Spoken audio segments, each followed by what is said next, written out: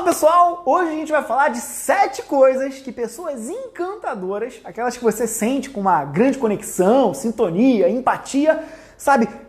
Aquelas coisas que você bate o olho e caraca, eu adoro essa pessoa. 7 coisas que essas pessoas jamais fazem. Isso vai ser importante não só para contexto social de amizade, mas também para relacionamentos. Legal, né?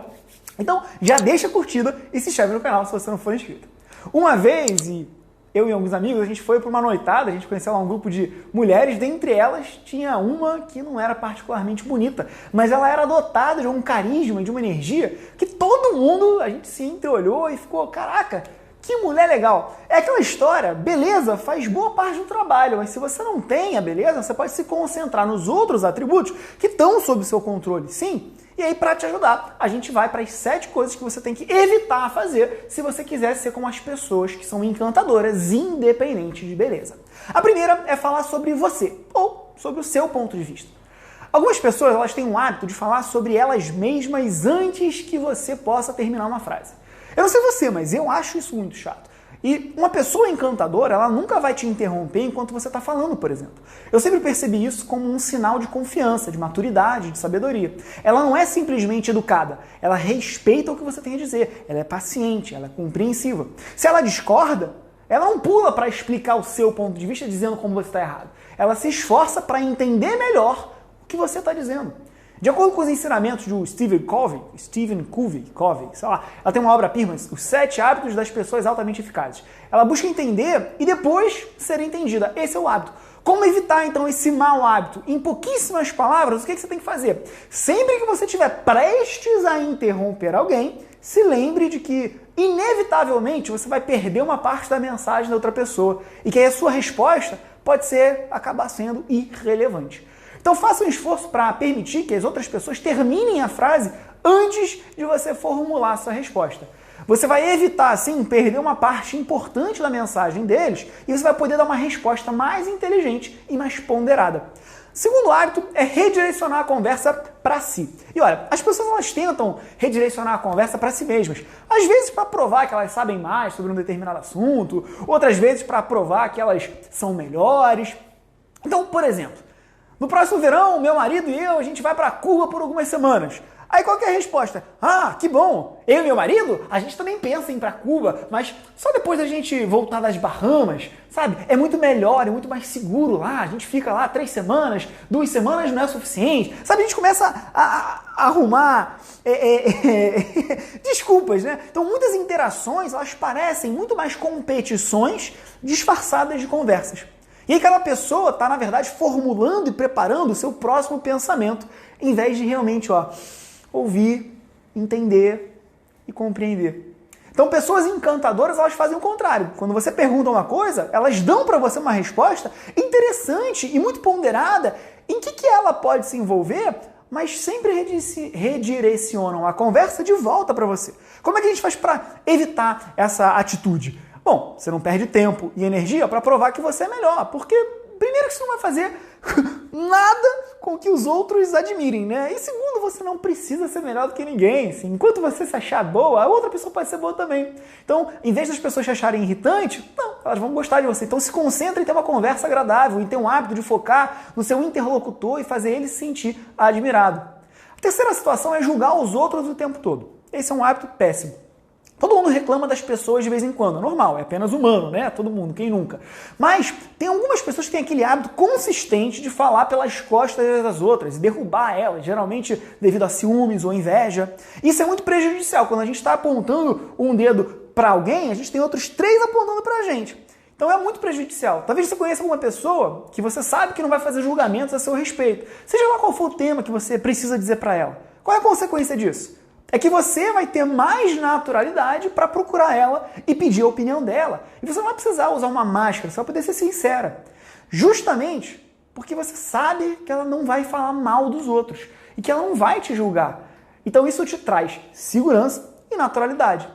Beleza? Como é que a gente evita então o mau hábito de falar pelas costas? Quando você não julga abertamente outras pessoas o tempo todo, é muito mais fácil você ganhar a confiança de uma outra pessoa e realmente se conectar com ela. Livre do instinto de julgar os outros e entender que, cara, nem sempre você sabe o que está por trás das ações e das decisões das outras pessoas. Na verdade, Eu diria que 99% das vezes você não tem nem ideia do passado, da situação ou do que está acontecendo na vida da outra pessoa.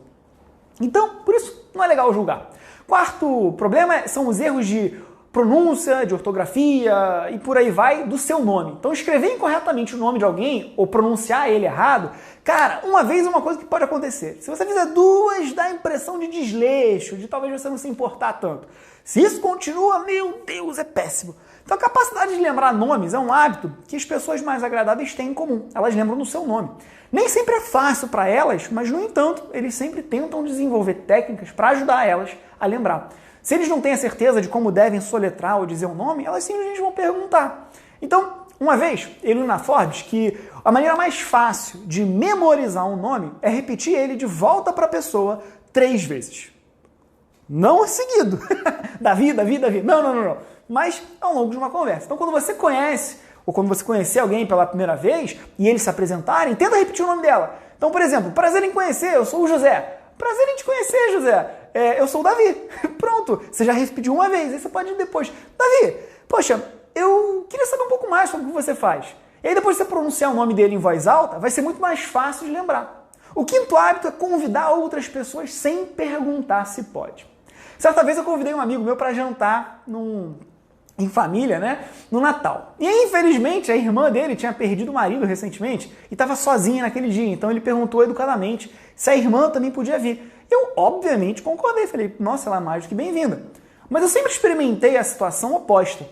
Certa vez eu tive um amigo que sempre que organizava um jantar na minha casa, com alguns amigos, ele convidava outras pessoas dele, sem sequer me perguntar. Ele dizia apenas, e aí, Davi, poxa, o fulano e o Beltrano também estão vindo.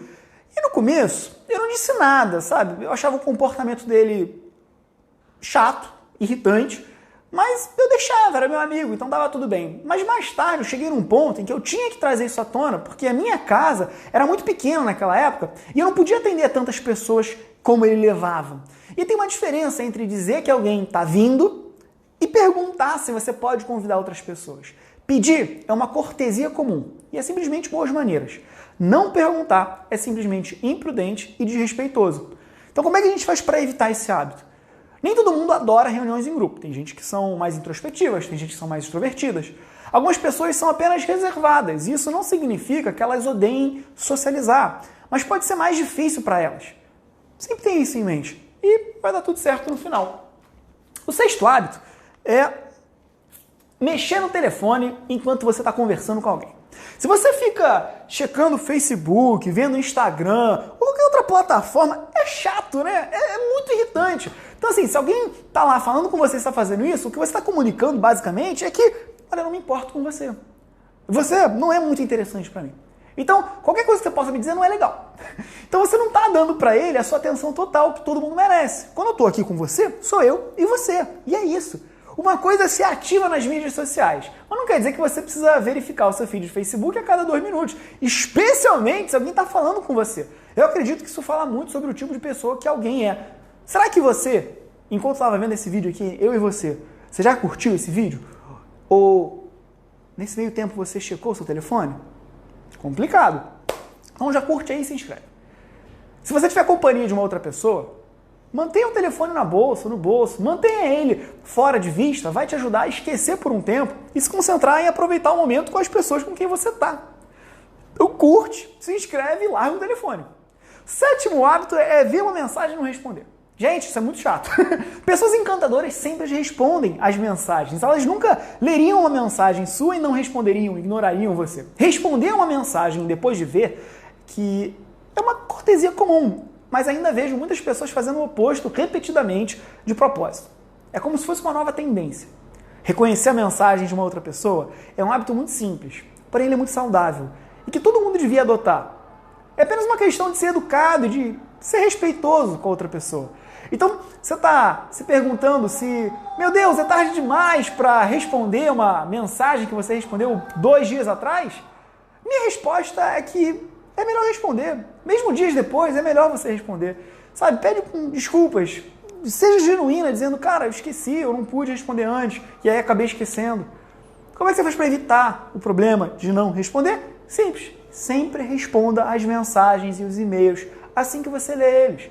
Dessa forma você não vai esquecer de responder, não vai deixar para depois. O mais importante, você vai criar um hábito muito saudável. Responder as mensagens é um sinal de integridade, de polidez, de educação. Concluindo, curtiu o vídeo? 2 denominadores comuns de pessoas encantadoras são o respeito e o bom senso. O que a gente faz certamente pode tornar a gente mais agradável e se conectar com as pessoas.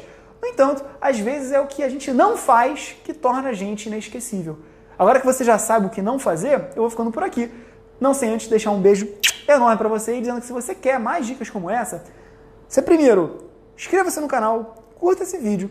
E aqui abaixo eu vou deixar alguns links interessantes para, por exemplo, o método da atração perfeita, o MAP, que é uma bíblia dos relacionamentos, caso você tenha interesse, tá? Beijo grande e a gente se vê amanhã.